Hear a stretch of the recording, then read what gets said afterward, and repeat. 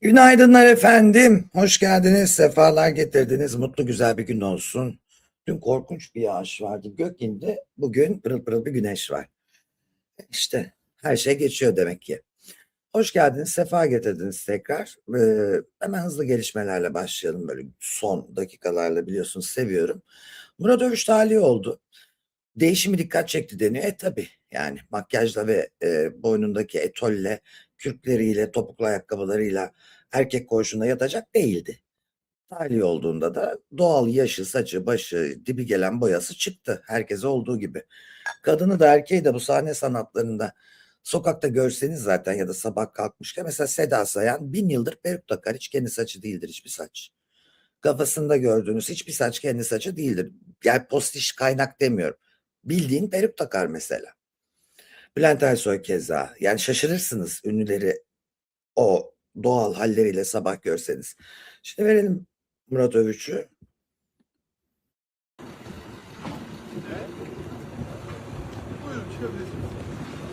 Karatepe'ye çok teşekkür ediyorum.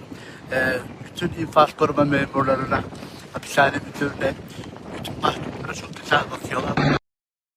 Başörtüden 100 gün yattı adam. Şimdi nedir bu? Daha fazla yatırırlar mıydı? Yok yani gözdağını aldı çıktı. Tabii ki böyle gözükecek artık. Tabii ki artık orta yaşlı bir adam gibi gözükecek. Show business denilen şey böyle bir şey. Dersimi aldım yapıyor ezber tadında gözükmek zorunda. Oradan çıkar çıkmaz 3 gün içinde azarsa yine geri alırlar çünkü. Biraz artık bu içeri almalar ahlak dersi gibi olmaya başladı. Yani kim sivriliyorsa, kimi magazin konuşuyorsa, insanlar kime aa falan diyorsa lap ya soruşturmada ya işte yasaklı madde ve fuhuş operasyonunda ya orada ya burada. Yani bir alınıp bir bırakılıyor. Bir böyle gel bakayım buraya bir kulağını çekeyim. Ha, olmadı disipline veririz gibi. Anlatabiliyor muyum? Disipline veriliyor yani. Okul cezası gibi. Bu arada Pınar Can'dan da biliyorsunuz 2,5 sene hapise Pınar Can'dan diyorum o kim? Bahar Can'dan dediğiniz şahıs da 2,5 sene hapse mahkum oldu. Onu da verelim. Kendimden daha güzel birini görmedim. Face to face. Bu kadar filtre kullanmayıp bu kadar natural video çeken başka birisini de görmedim. Göremezsin kendin gibisini zaten o çok zor da bu natural dediğiniz suratında 5000 tane filtre var Bahar. Ama tabii Bahar'ın hangi söylediğini ciddiye alalım. Nereden vuralım kıza?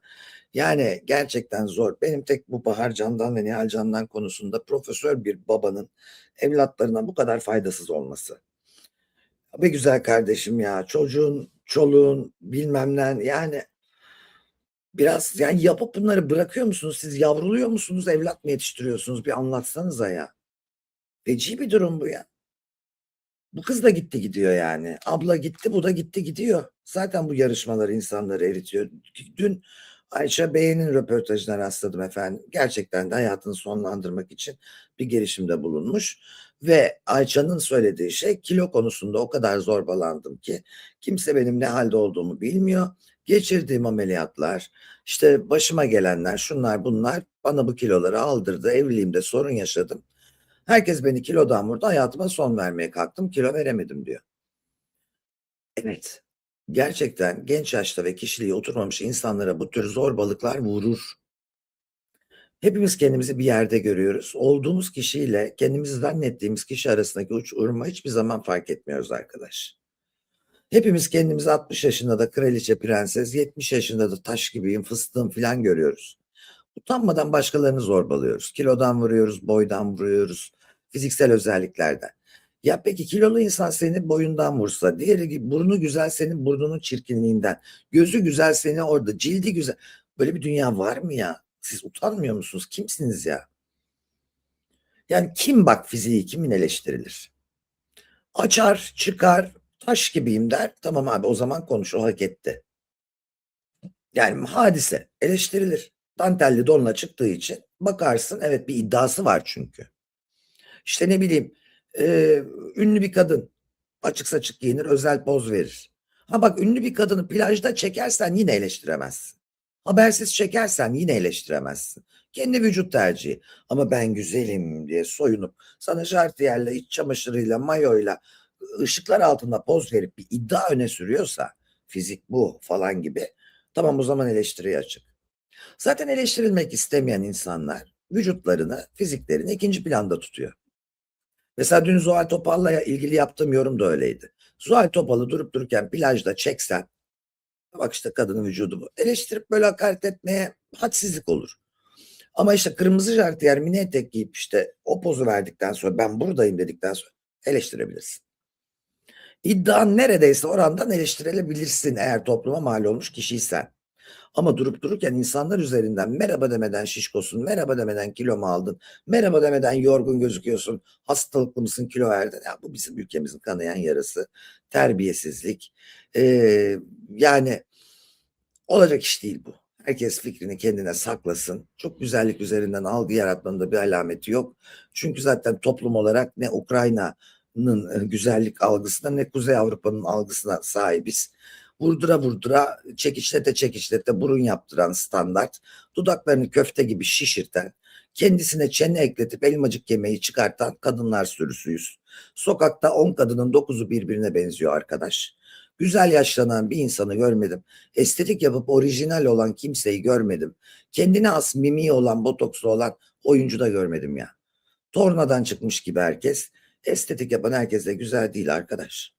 Böyle olmayın yani. Biraz hadi. Biraz kendinize gelin yani. Irk zaten güzel bir ırk değil, kabul etmek gerek. Hani ne boy, ne poz, ne fizik, ne ten. Bilin kendinizi. Bak, bir poponuza bakın. Her zaman söylediğim gibi, komşunun poposunun büyüklüğü senin poponu küçültmüyor kardeşim. Senin popon halen büyük. Sadece sen, bak bu da şiş koymuş diye rahatlıyorsun. Kendi kendine yaptığın bir öz tatmin diyeyim ben. Ama senin popon halen büyük ve çirkin kalıyor yani. Etrafta bütün büyük popolular gelip toplansalar seninkini küçültmez. Şimdi dün sosyal medyada bir şeye rastladım. Bu Aleyna Kalaycıoğlu ile ilgili enteresan bir konu vardı biliyorsunuz. Burada ben mi, nasıl olmadım mı? Benim popom da büyük, yaşım da büyük, göğsüm de büyük, göbeğim yok ama bacağım da tombişledi. Başka? Zor söyleyeyim. Yaşımla birlikte oldum yavrum. Ama jartiyerle açarsam gelin eleştirin yani. Bir gün şu programı ben bikiniyle yaparsam fiziğime laf söyleyin de şimdi bak şu planda, hani şimdi benim kıçım eleştirmenin bir anlamı olmaz herhalde diye düşünüyorum. Çünkü iddiam yok. Hani en güzel benimki, buyurun bakın gibi bir iddiam yok bu saatten sonra. Ve orayla da konuşmuyorum farkındaysanız burada size hitap ederken, ama siz oranızla anlıyorsanız beni zaten takip etmeyin. Bana işitme organınız, zihniniz lazım. Anladığınız yer değil. Neyse. Şimdi bu biliyorsunuz Aleyna Kalaycıoğlu hayatını kaybeden futbolcu çocuk. Arabada 3 kişi gidiyorlar. Ben hep söylüyorum. Tamam, o çocuk pisi pisine gitti. Orada da ciddi bir hani infaz var, şudur budur, ama neden bir kadın flörtöz olur? Kadın hayat kadını farz et ya. Farz et kadın pavyonda çalışıyor. Pavyon çıkışı farz et burayı. Kadın bayağı pavyonda çalışıyor, tamam mı? Pavyon çıkışı farz et. Sen pavyon çıkışına 3 adam gidip arabada beklersen yine olmaz 5 saat. Yani burada biz kadının namusunu derecelendirmiyoruz. Erkeklerin kadının özgürlüğünü kısıtlamasına kızıyorum ve Aleyna Kalaycıoğlu dava açtı, işte bekleme, işte tehdit etme, şudur budur. Gündüz seni de hayatını, seni de öldürürüm kendimi de demiş. Bunu yapıyor erkekler Türkiye'de zaten. Kadın korkar bundan. 3 tane izbandut gibi bir adam 5 saat bekleyince de ultra korkar. Ve bu suçtur. Bu cezalandırılsın. Bu tacizdir. Tacizin de ötesidir. Zorlamadır. Özgürlük kısıtlamadır. Tehdittir. Ya bir şeydir bu arkadaş. Bu kadar rahat olunmaz. Kimse kimsenin kapısında 5 saat bekleyemez. Diyorum size. Aleyna da hak etti ama flört, ama yenisi var, ama ya bırak pavyonda çalışsın aynı anda 5 tane sevgilisi olsun. Yine zorbalayamazsın kimseyi. Seni kapısında istemiyorsa. Şu erkeklere şu hakkı vermeyin. Yok böyle bir şey. Bir de normal yani kadın hak etmiş gibi davranıp da erkeklere milletin kapısında bekleyip infaz etme özgürlüğünü vermeyin. Şimdi değişik bir yayına rastladım. Burada diyor ki arabanın içindeki 3 kişide de silah vardı. Yani arabanın içinde bir silah vardı Ve garip bir olay oluyor arkadaş, bak onu ben de anlamamıştım. Arkada hani Aleyna ile konuştuğunu iddia eden bir Yalçın diye bunların prodüktörü var ya. Hem Can Bay'ın hem Aleyna'nın ses kayıtlarını alan. Üçü bir evde yaşıyorlarmış, nasıl bir ilişki türüyse. Üçü hani yaşamışlar ya uzun süre aynı evde. Bu Can Bay olaydan sonra, yani arkadaşları o boksör arabada katledildikten sonra garip bir şekilde ön koltuktan bir şey alıp duvarı aşıyor arkadaş. Şimdi düşünüyorum, ben bir sokaktayım. Korkunç bir şey oldu. Niye duvardan atlıyorum ve bir bilinmeze doğru gidiyorum? Yol mu yok? Yol mu yok? Niye duvardan atlıyorum? Ana yola mı çıkmaya çalışıyor? Ne film çeviriyor? Bilemiyorum ama değişik bir yorum var. Bakalım.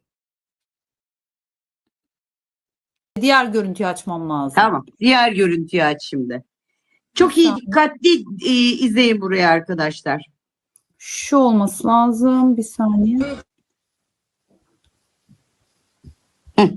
Bu şey çıkıyor. Nedir onun adı? Şimdi atlayacak. Prodüktör. Hop atladı. Şimdi Devamında. bir geri git. Bir geri git. Buraya iyi bakın. Bu adam arabanın içerisine saldırı düzenlenirken arabada. Hı hı. Arabadan içeriden bir şey alıyor. Sol eline bakın arkadaşlar, indikten sonra bakın el havada. Bak elini koyarken sağ elinde, bak sağ elinde. Bak şimdi iniyor. Hop burada. Gördüğünüz şey, parlayan şey bir silah. Yani aracın içinde de bir şey vardı. Ceketini tampon Yani yapsın diye Can Bay'ın- çıkarıyor, veriyor. Tabii. Can Bay'ın elinde bir silah olma ihtimali ortaya çıktı. Yani Can Bay oraya köpeğimi almaya gittim, onu bunu almaya gittim değil. Büyük ihtimalle Aleyna'nın bir erkek arkadaşı olduğunu öğrendik. Herkesin kafasında bir hesaplaşma varmış anladığım kadarıyla. Ben burada asıl Kubilay'ın babasının bu kareyi gördükten sonra Can Bay'a bakış açısını ve Can Bay'ı şikayet edip etmeyeceğini çok merak ediyorum. Şimdi burada Can Bay Allah'ım bize yardım et filan diyor ya. Bak burada ellerini kaldırmış. Niye diğeri duvarı aşıyor? Niye diğeri duvar aşıyor ya burada? Elinde parlayan bir şey var. Telefonum demiş. Silah değil, telefon demiş. Bak. Ama tamam, şimdi bak, öne eğiliyorsun. Arka koltuktan çıkıyorsun. Ön koltuktan bir şey alıyorsun. Ve gidiyorsun şu şekilde bahçe duvarından aşıyorsun. Arkadaş bu ne? Ne yapıyorsun sen? Bak. Görüyor musun? Elinde parlayacak şimdi burada görüldüğü üzere. Şimdi kendinizi o hayatın olağan akışına koyun. Arabada arkadaşınız katledilmiş. Onun kapısını açıyorsun, bir şey alıyorsun. Duvardan atlıyorsun 2 metrelik. Düz koşmak, geri gitmek, köşeyi dönmek yerine yani. Arabada eğer, bakın aradaki fark çok ciddi boyutlara gelebilir bu iş doğruysa eğer. Gerçi elimdeki telefondu demiş ama tabii ki savcı anlar. Savcılık dosyasına girdiği söyleniliyor bunun. Şöyle bir şey var. Eğer arabada silah varsa bu cinayet nefsi müdafaa olacak. Yani 1-2 yıl yatıp çıkılacak. Eğer silah yoksa kasten adam öldürme olacak, müebbet olacak. Yani o silah işi o kadar önemli ki katil zanlısını ya bir ömür boyu hapse mahkum edebilir ya da eğer silah varsa ve bu şekilde kaçırılıp saklandıysa canını kurtarmak için patlattığı söylenilerek nefsi müdafaa olabilir. Yani bu çok önemli. Nuray beni kibirli bulmuş ama Nuray Mayava çok tatlısın, bana şey diyor. Zekanız okey diyor. Nuray'ın zeka herhalde 190-200 falan. Benimkine okey demiş. Benim zekanız okey diyen biri kendini kibirli bulmuyor. Böyle hadsiz çok, Allah aşkına. Ben cevap bile vermedim Mayava onu görüp, ama siz şey yapmayın. Üzülme. Korkudan kaçmış. Niye korkuyor Yusra'cığım? Neden korksun yani? Neden duvardan atlayarak kaçsın? Arkadaşın öldürülmüş. Korkunç bir şeye şahit olmuşsun. Neden duvardan atlıyorsun? Eline de bir şey alıyorsun ön kapıyı açıp. Neden kaçıyorsun ya? Anlamadım korku. Hadi Can Bay saçını başını yoluyor. Bu niye kaçıyor böyle? Ölüm korkusu ne? Adam çekti gitti, bindi arabaya. Niye bahçe duvarından aşıyor mesela? Ya biraz mantıklı düşünmek lazım. Geniş çerçeveden bakmak lazım. Yani arabada böyle bir şey yaşandı. Polisi ararsın, 112'yi ararsın, koşturursun, cambay gibi saçını başını yolarsın ama ne orada vefat etmiş arkadaşını bırakırsın ne de fiziksel bir çabaya girip burada eline bir şey alıp arabadan o bahçe duvarından aşarsın abi. Olay yerinden uzaklaşmak istiyorsan da düz koşarsın. Bu garip. Neden? Duvardan atlayıp mı yardım istemiş? Ya ne derlerse desinler. Ben işin akışına bakarım. Korkusu olan duvardan kaçar. Bak, bir daha veriyorum. Şu görüntü önemli, bakın. Bu şey çıkıyor. Nedir onun adı?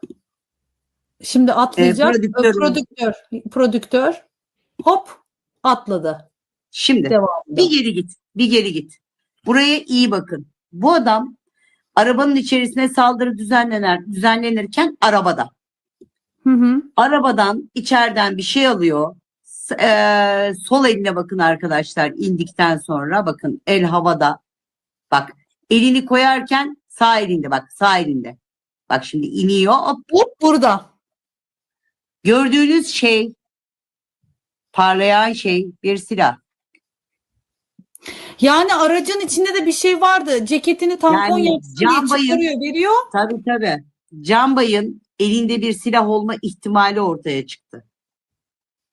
Yani Canbay oraya köpeğimi almaya gittim, onu bunu almaya gittim değil. Büyük ihtimalle Aleyna'nın bir erkek arkadaşı olduğunu öğrendik. Herkesin kafasında bir hesaplaşma varmış anladığım kadarıyla. Ben burada asıl Kubilay'ın babasının bu kareyi gördükten sonra Ya şimdi burada silah olsun olmasın bir kadın olarak ve bir sürü böyle haber okumuş, bir sürü böyle şeye tanık olmuş biri olarak şunu söylemek istiyorum. 3 tane izbandut gibi bir adam genç bir kadının işinin, gücünün, evinin önünde 5 saat arabanın içinde oturup mafyoz gibi, tetikçi gibi bekleyemez arkadaş. Böyle çok ve ölüm haberi verdik biz. Bekleyemezsiniz, suç bu ya. Aleyna'nın hatası, baştan polisi arayacağım. Beni bekliyorlar kapıda, alın bunları diyeceğim. Bir, bu. Yani şimdi şurada başka bir şey var. Öyle olsaydı zaten bu olay buralara tırmanmayacaktı. Çok enteresan bir video geldi. Şimdi Can Bay Aleyna ile ilişki yaşamadan önceki ilişkiden 3 sene olduğu söyleniyor. Başka biriyle nişanlıymış. Nişan töreninde Aleyna da var. Aleyna, Can Bay ve nişanlısının danslarına bakın.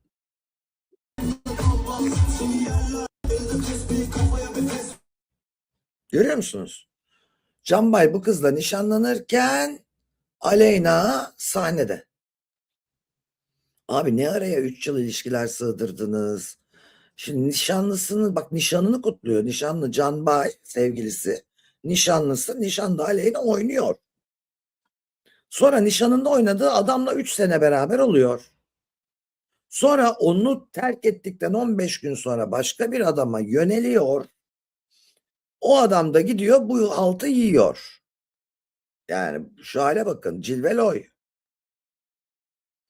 Arkadaşlarının ortak düğünü değil, bu haber böyle vermiş Mega sitesi. Diyor ki Can Bay'ın nişanında, hatta okuyayım tam size o haberi. Bana da saçma geldi Can Bay'ın kendi nişanında böyle bir şey yapması ama bu haber şöyle arkadaş. Dur. Hemen vereceğim sizlere. Arkadaşlarının diyor nişanında diyor birlikte diyor oynadılar diyor, dans ettiler diyor. Can Bay'ın nişanlısının nişanından görüntüler. Nişanlı çiftle dans ettiği görüldü diyor. Yani bu Can Bay'ın sevgilisi deniyor. Bu nedir abi, anlamadım ben. Burada Can Bay'la sevgili değilmiş. Sonra Can Bay'ı ayartıyor deniliyor yani. Bu video öyle veriliyor. Can Bay'ın burada sevgilisi değil. Can Bay'ın başka kız arkadaşı var. Burada ondan sonra böyle oluyor.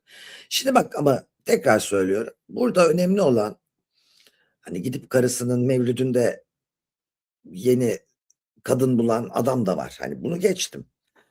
Pavyon kadını bile olsa kapısında 5 saat beklenmemeli, kadınların özgürlükleri ve hakları kısıtlanmamalı, kadınlar zorbalanmamalı diyorum. Yani pavyon kadını olsun, 5 sevgilisi olsun umurumda değil ama 5 saat 3 adam kapıda beklemesin. Bu haydutluk.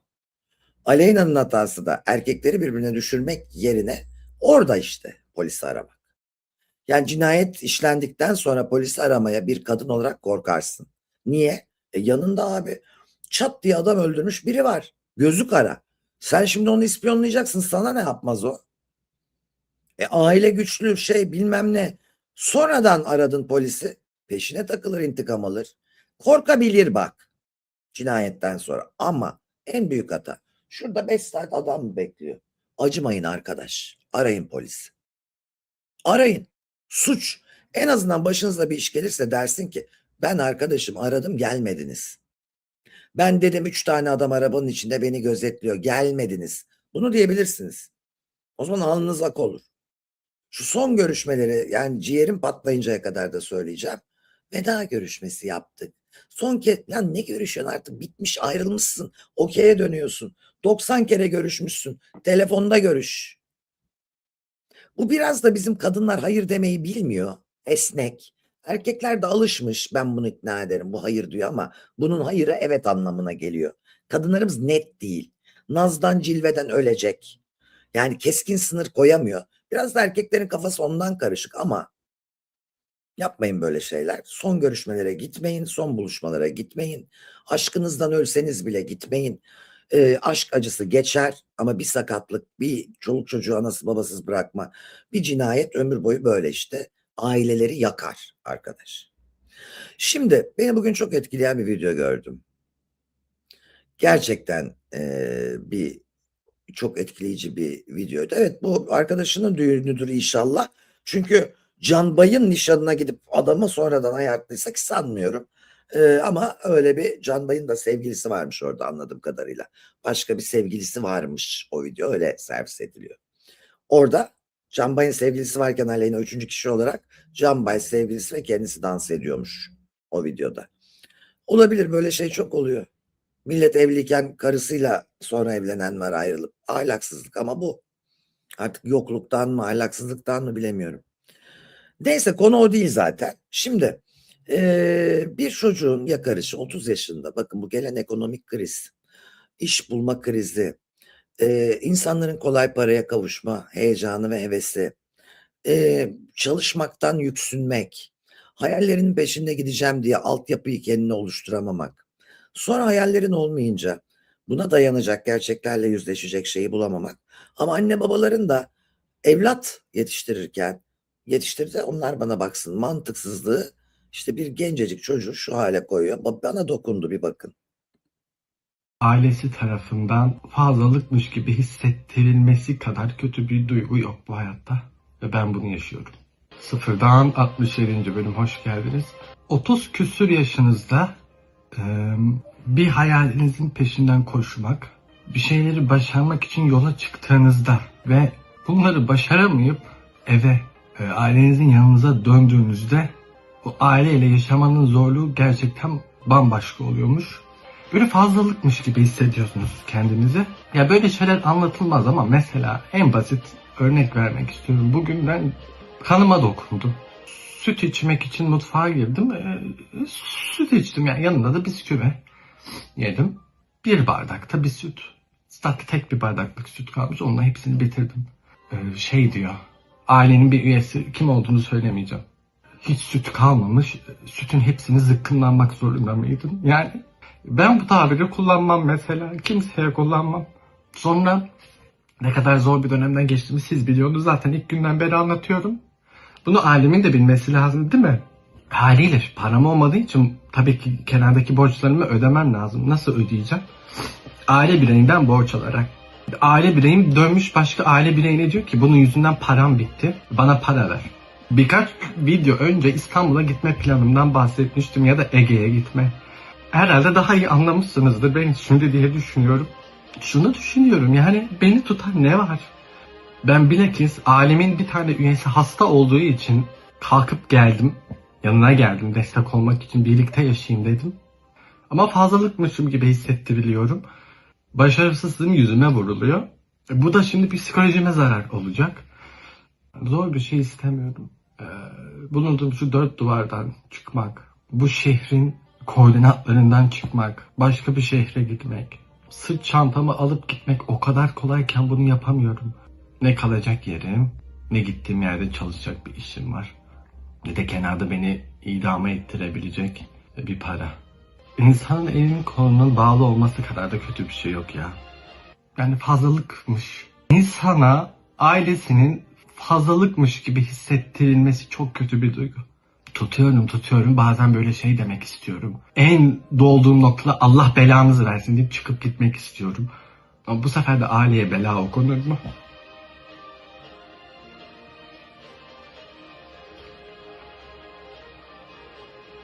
Ama gözümdeki ışığı söndürenin kim olursa olsun kendi gözünün ışığı sönsün inşallah.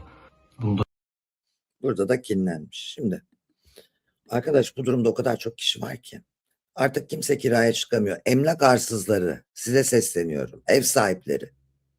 Bakın, yaşadığım yerde yıllık peşin kira nedir kardeş? 70 bin liraya 1+1 ev kiralamak nedir? 2 depozito almak nedir? Yıllık kirayı peşin alıp 3 ay kira almış sezonluk gibi gösterip aradaki vergiyi cebe indirmek nedir? Siz arsız mısınız? Hasbelkader bir arsaya kondunuz. Üzerine 3 tane ev yaptırdınız diye. Siz insanları soymak zorunda mısınız? Bu kiralara, tamam, ev kazandın, hakkın, rant, bu kağıt üzerinde hani vergi geldi falan, carçuk, namuslu insanlar ödüyor zaten. Namuslu insanlar hiçbir şeyden para kazanamıyor zaten. Ama namussuzlar kiracıların zor durumundan faydalanıp öyle şeyler imzalatıyorlar ki eve girerken. Artık herkes ailesinin yanına dönüyor. Kimse tek başına, bakıyorum abi, 100 bin lira kira, 70 bin lira kira. Ulan kim ödeyebilir bunu ya? Kim ödeyebilir? Şat 100 bin, hadi yaşıyoruz. Bir gencin kendi başına eve çıkması, 2 kişi eve çıkması, sıfırdan aile kurulması, insanların kendi ayaklarının üzerinde durmaya başlaması o kadar zor ki. Ben evlenip kendi evine çıkıp sonradan anasının yanına dönen aileler, gençler tanıyorum. Genç evliler tanıyorum. Yapamıyorlar artık.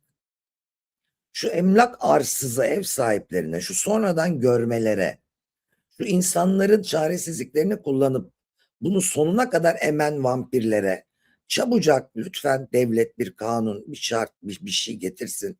Yıllık kira nedir kardeş?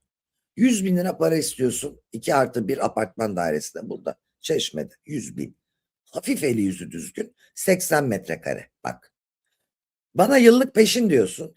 Yıllık peşin verirsem 120 bin, 1 milyon 200 binden 1 milyon 100 bine iniyorsun. 1 milyon 100 bine 10 senede ev alınır. Buna da mortgage sistemi denilir. Senin cebine kira niye yıllık peşin giriyor? Güzel kardeşim. Anandan dayından tesadüfen arsa kaldı diye mi? Sen beni onu alıp becereceksin, affedersin. Nedir bu arsızlığınız? Arkadaşlar, bu bir çağrıdır. Bodrum, Çeşme, Alaçatı, Ayvalık, Cunda, Kaş, Fethiye, Datça, popüler neresi varsa, adalar. Kira 75 bin, 80 bin, 90. Yalvarıyorum. Bakın, bunu biz düzelttik burada, yaptık çünkü. Protesto edin. Yıllık ödemeleri reddedin. Toplu para mühim. 1 milyon, 1,5 milyon, 800 bin, 900 bin vermeyin kimsenin eline. Üzerinizden, oturdukları yerden rant kazanamasınlar. Bir evleri var diye ağa paşa değiller. İnsan gibi bir sözleşme yapacaklar. Aydan aya kirasını alacaklar. Yıllık peşin neymiş ya? Mortgage mısın sen? Bana evini mi veriyorsun? 10 sene sonra evin benim mi olacak? Bu arada evin ederiyle kira bedeli arasında bir mantık olması lazım. Yani sen benim kiramla o sırada 5 tane ev daha alırsın sana verdiğim.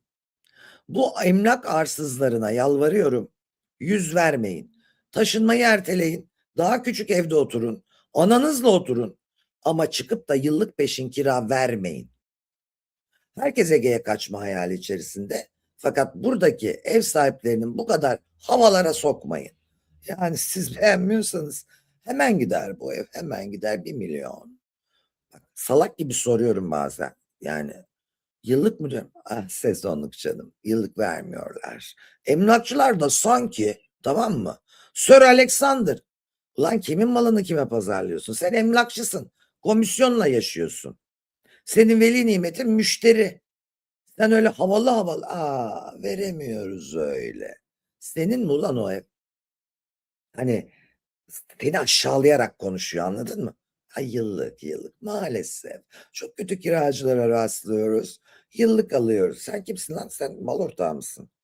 Emlakçı da girmiş havaya. Haberi yok bu evler ellerinde patladıklarında. Emlakçı da komisyon alamayacak. Şu işler düzeltilsin. Bura Teksas mı ya? Ege'de yaşamak bu kadar zor olmamalı. Allah'ın köyünde. Ya güzelim bak. Şu villalar 30'ar milyondan başlıyor, tamam mı? En kötüsü. Eskisi. Sen kaloriferi olmayan, doğalgazı olmayan, çoğunda foseptik çukuru bulunan, yani kanalizasyonu bile sonradan olan evlere 30 milyon ne diyorsun ya sen? Ne diyorsun? 30 milyon ne? Sanki Miami'de South Beach'te oturduk böyle çıtık çıtık çıtık. Her şey hazır şlak.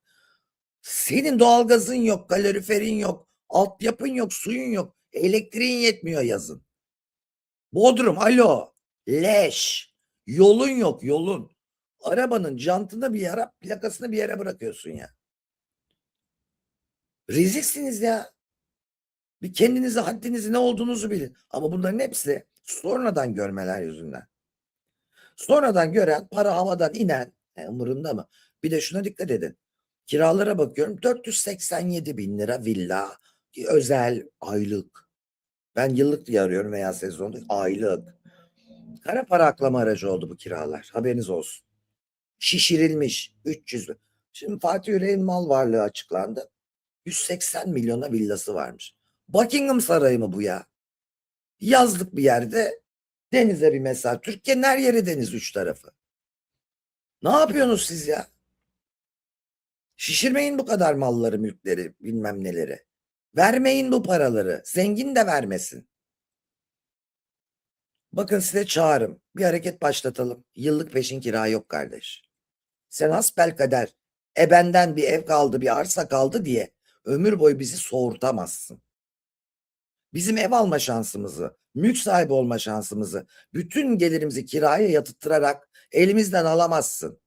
Ben yıllık peşin veriyorsam bu mortgage'tır. 10 sene sonra o evin sahibi olmam lazım. Sen benim yaşam standardımla oynayamazsın. Sen girin, yalvarıyorum girin. Bodrum ve Çeşme yazın, kiralık ev yazın. Acayip rakamlar çıkacak. Arayın. Aa, o verildi. Peki hanımefendi diyorum, aylık 75 bin yazmışsın buraya. Evet. Niye diyorum yıllık peşin yazmıyorsun? Bana diyorum niye? Bak açık açık emlakçılarla kavga ediyorum. Diyor ki bana, şimdi öyle yazarsam size yardımcı olamam. Aylık 75 bin yazıyorum ki başka alternatiflerle sizi buraya çekmek için. Yani diyorum bana gel mi yapıyorsun? Ulan evini 800 bine veriyorsa yıllık 800 yaz. Ayda 75 yazıp aradığında ama yıllık 5 liraya. Dalga mı geçiyorsunuz siz? Zekamızla mı oynuyorsunuz ya? Yani malına o kadar güvenme. Bir kibrit yeter. Güzelliğine o kadar güvenme. Bir sivilce yeter arkadaş. Yani yukarıda Allah var be. Oturup pasif gelirinizle bizi soğurtup durmayın. Bir tane de insanlık için parmağını şuraya sokup düzelten adam görmedim ben. Belediyeler ne halt ediyorsunuz siz? Kendiniz refah içinde belediye başkanları, onun bunun davetinde, yemeklerde, en lüks lokantalarda, işte otel genel müdürü, otel sahipleriyle flört etmekten başını kaldıramayıp ne halt ediyorsunuz siz ya? Kendiniz lüks yaşıyorsunuz, hepimiz öyle mi zannettiniz? Bir kere ben sonradan buraya gelmiş de buraya ayak uydurmaya çalışan biri değilim. Bizim tam 40 yıldır evimiz var. Bura mazbut bir yer, kendinden beri var.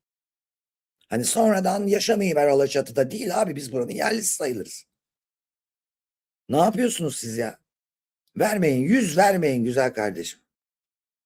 Peşin kiraya hayır diye hashtag açıyorsunuz.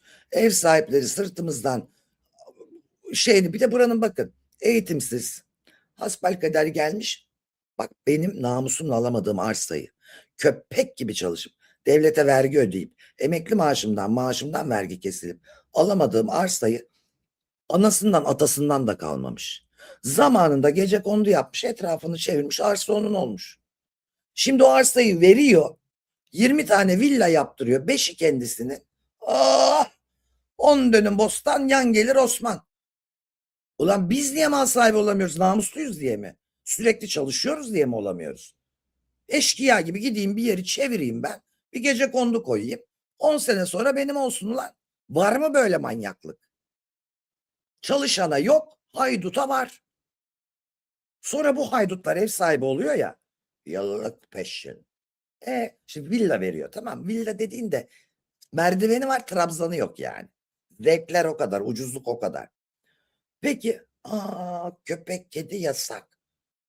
Kardeş, millet niye Ege'ye taşınıyor? Doğayla hayvanla iç içe olmak için. Cahil, cühela, varotik bir durum yani arkadaş. Gerçekten namusuna çalışıp alamadığın arsaları zamanında etrafını çitle çevirip ortaya gecekonduyu koyan kapmış. Üzerlerine almışlar, biliyorsunuz, imar affı verildi onlara. Biz biriktir arsa fiyatı artıyor. Biriktir ev fiyatı artıyor. Hadi lan oradan. Arkadaş gidin hep bir arada bir yerde oturun. Yıllık kira mira vermeyin şunları. Bunlar emlak arsızıdır. Hepimizin yeri de Ege'de yaşama. Sahil kenarında yaşama. Ne bileyim Ege'nin köyünde yaşama, sadece sahilde değil. Hayallerini ellerimizden aldılar. Çöktüler. Buna hayır deyin. Bu sizin elinizde. Kıyılara çöktüler. Tekneleri limanlara yanaştırmıyorlar para ödememek için. Deniz kıyılarımızda yapıştırıyorlar. Koca koca halatlarla da alargaya bağlıyorlar. 5 kuruş ödemiyorlar. Çişlerini kakalarını salıyorlar. Yüzdüğün her yerde zenginin teknesinin pisliği içinde yüzüyorsun. Teknelerin yanına sen çadır kurabilirsin, yüzebilirsin. O kıyılarda minik minik sandviçini yiyip oralarda dalıp avlanıp balık bakıp bir şeyler yapabilirsin. Tekneden sana şöyle bakıyorlar.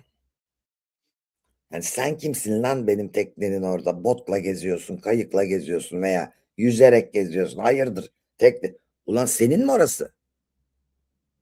Zorbalar. Siz bizim kıyılardaki bir yüzme, atlama, bir ağacın altında oturma keyfimizi de aldınız ya. Pisliğinizde yüzdürüyorsunuz bizi. Hadsiz ve görgüsüzsünüz. Madem tekneniz var bilmem kaç milyon liralık, 3 kuruş verin de limanlardan servis alın. Kakanızı toplasınlar arkanızdan. Of, amma dolmuşum be. Sizleri çok seviyorum efendim. Yani bu ülkede evet yani maalesef para başarıyla, eğitimle, kaliteyle, çalışmayla doğru orantılı değil. Pasif gelir, yan gelir Osman, çevre. Daha da söylerim de boş verin. Öpüyorum, hepinizi çok seviyorum. Beğeni bekliyorum tabii. Beğenmeyen gitsin, umurumda değil. Ne yaparsa yapsın. Ama abonelik de bekliyorum. Burada güçlü olmak ve kendi kendimi motive edeyim de sizlerin karşısında olayım yani. Burada böyle bir para mara yok. Hani buraya geliyorsam ben sabah bir uyanma sebebim olsun değil mi? Bak ay çoğalıyorum. Ay insanlar beni seviyor, dinliyor, önemsiyor falan diyeyim yani. Bir havaya gireyim, bir şey yapayım, gaza geleyim. Hoşça kalın efendim. Kendinize çok çok iyi bakın.